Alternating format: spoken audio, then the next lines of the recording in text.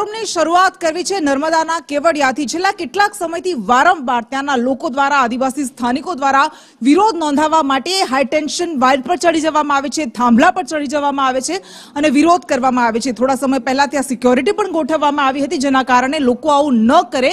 પરંતુ આ બધા વચ્ચે વધુ એક વ્યક્તિ, ગણપત તડવી નામનો વ્યક્તિ કે જેની જમીન લેવામાં આવી હતી પરંતુ સામે વળતર ન મળ્યું, તે નારાજ થયો અને પરિણામે તે હાઈ ટેન્શન વાયર પર ચડી ગયો હતો, થાંભલા પર ચડી ગયો હતો અને મહા મહેનતે આખરે તેને ઉતારવામાં આવ્યો હતો। વધુ વિગત સાથે સંવાદદાતા નરેન્દ્ર પેપરવાલા આપણી સાથે જોડાઈ ગયા છે। નરેન્દ્ર, અહીંયા આ વિરોધની પદ્ધતિ હવે સામાન્ય બનવા લાગી છે। ગણપત તડવીની શું માંગ હતી અને આખરે એને શું બાંહેધરી અપાઈ છે?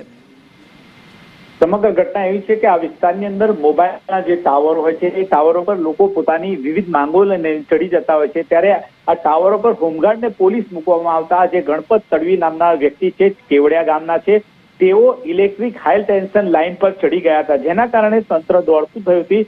તેઓની માંગ હતી કે તેમની જે જમીન છે, તેમના પરિવારની 40 એકર કરતા પણ વધારે જમીન સરદાર સરોવર નર્મદા નિગમમાં ગઈ છે અને એ જમીનનું જે વળતર નથી મળ્યું। ત્યારે એ અહેવાલ સંદેશ ન્યૂઝ પર સૌપ્રથમ રજૂ થયો હતો, ત્યારબાદ તંત્ર દોડતું થયું। હાલમાં તંત્રએ તેમને સમજાવટ બાદ ટાવર પરથી નીચે ઉતાર્યા છે, પરંતુ ત્યારબાદ તેઓને હોસ્પિટલ લઈ જવામાં આવ્યા હતા અને ત્યાં ટ્રીટમેન્ટ આવ્યા બાદ હવે પોલીસ સ્ટેશન લઈ જવામાં આવ્યા છે। કારણ કે પોલીસે આ બાબતે કેવું છે કે જાન જોખમમાં મૂકીને જે ટાવર પર ચડ્યા છે, જેને લઈને પોલીસે તેમને પોલીસ સ્ટેશન લઈ ગયા છે અને વળતર બાબતે હવે તંત્રનું કહેવું છે કે જો પેઢી નામું તેઓ રજૂ કરશે, ત્યારબાદ તેઓને વળતરની રકમનો ચેક આપવામાં આવશે।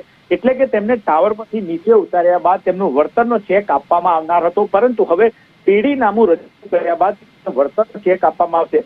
પરંતુ કહી શકાય કે કેવડિયા કોલોની અને સ્ટેચ્યુ ઓફ યુનિટી વિસ્તારની અંદર લોકો પોતાની માંગોને લઈને એક અનોખો જ ને જોખમી આ એક કહી શકાય એવું કરી રહ્યા છે। કારણ કે ઇલેક્ટ્રિક હાઈ ટેન્શનની લાઇન પર આ વ્યક્તિ ચડ્યા હતા અને તે દરમિયાન જો કરંટ લાગે તો માણસ બચી પણ ના શકે। એટલે કે આવી જે ઘટનાઓ બની રહી છે, જેને તંત્રએ રોકવી પણ જરૂરી છે।